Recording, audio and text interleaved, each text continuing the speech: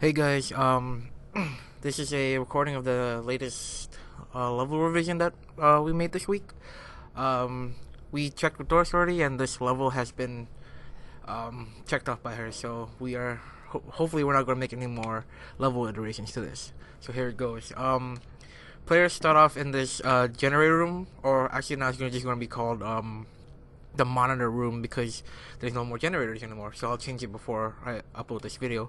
And players will start off in this little room with a giant monitor in front of them that prompts the players of what the mission is gonna be.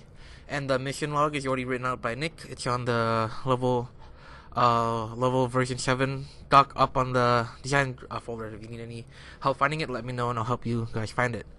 And so players start off here, and once they go over their monitor and look at it by pressing E to read it, then the doors activate and they can leave the level.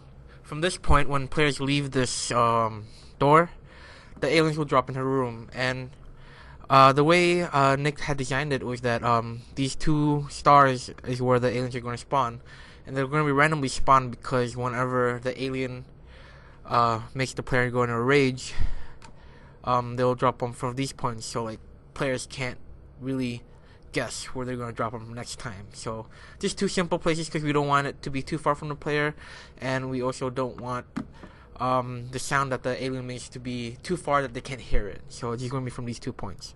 And when the players see if I can actually move this guy. Players move over here, the aliens start patrolling on its path, which I set out in this patrol node paths with P1 all the way to P12. Now this path, even though it's numbered, it's not supposed to be in its it's not going to always follow this path. It's going to be on a randomized set, which hopefully you can figure that out. If not, we'll talk about it later. But this is just a path layout of where they're able to explore patrol. So yeah. Players move around here.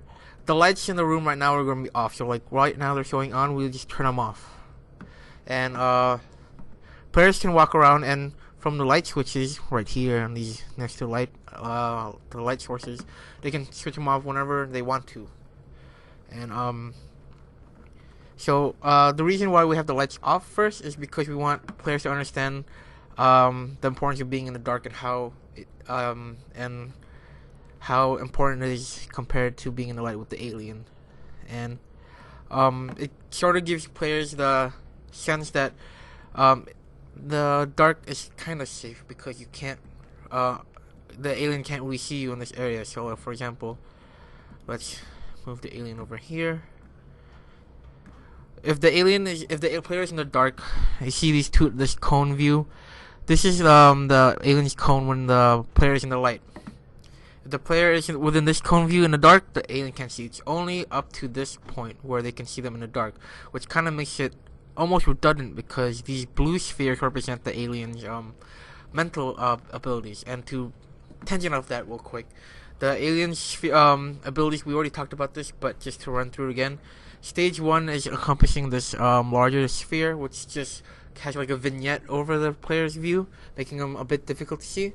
The second circle right here, that's representing stage 2, which will make the player's vision even more blurred and players moving even more wonky. And the third is what we talked about earlier, where the players will enter like a rage mode, and they'll like not respawn, will technically run back to the level, and then that whole alien spawning will happen again. So yeah. So when the players from this point, they can move around the level, explore the place. These green doors represent doors that are already unlocked. So like when players walk through them, when they're close by, the doors will automatically open, and they can move through. And players, when they're exploring this area, they'll notice a lot of different places, like this corridor, the security check room, the crematorium, and the anesthetic room, which we'll talk about later in the video. But so for right now, according to the mission log, the first thing players should do is find the syringes, and after a well amount of exploring, coming to this room, these locked doors, by the way, are activated when the players are right on there and they press a button on the door, and it'll open up. So when they go to the door, they open it up, they find the security check room, like, oh, the syringes are here. and right after they get the syringes, then they're prompted to use these syringes against the alien, but they can't get too close because of the stage, the blue sphere things that represent the alien's mental ability. So they have to find some way to disable them, and this is where like the bait and lure mechanic comes into play. So the prompt somewhere in the level will either give it straight to the player, or a narrative way within the level will tell the players that they must use light to lure them. So learning that, players can use all these light sources within the level to lure them. So let's say the alien is here. Now the large cone is in play.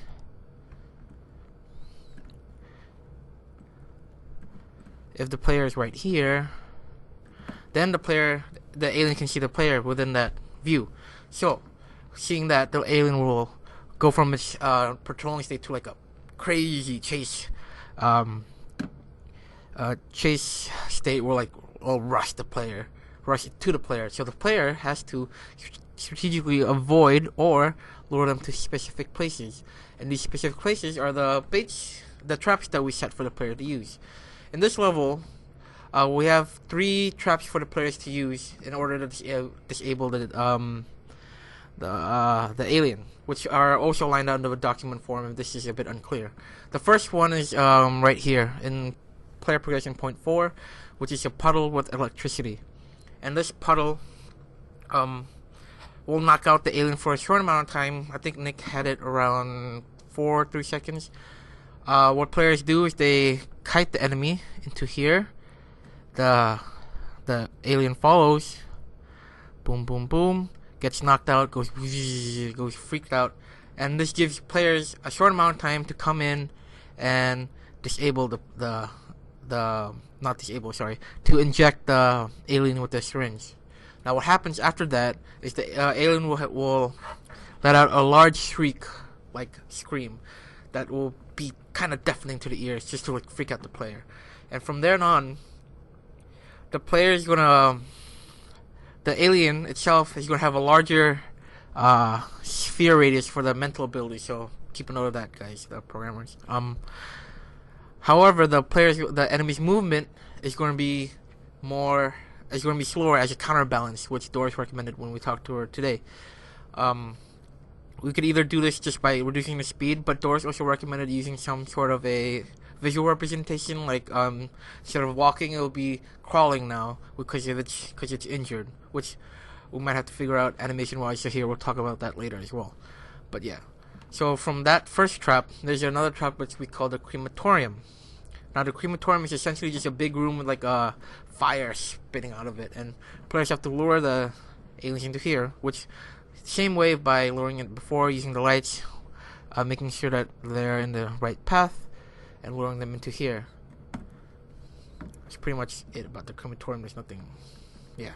Anyways, and then the third place where they trap the alien is you guessed it, the gas room that we all have come to love. You know, haha, jokes. But for real, it functions the same way as other gas rooms that players trap them into here.